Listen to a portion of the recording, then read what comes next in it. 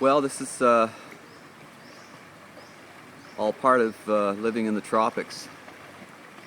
It's well into the upper 30s. That's 90 degrees, beautiful, 100% humidity.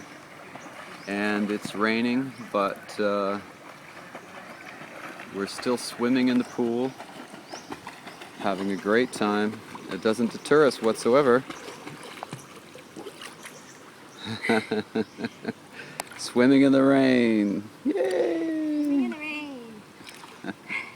Awesome.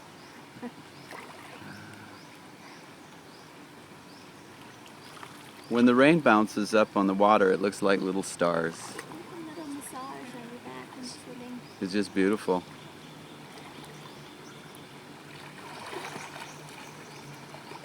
When it's so warm out, you know, nothing stops you. You're not afraid of getting wet. It's being outside. It's so different from being in, Canada or Northern Europe, where you have to hide from this stuff. Hey, that's just another day in Thailand, guys.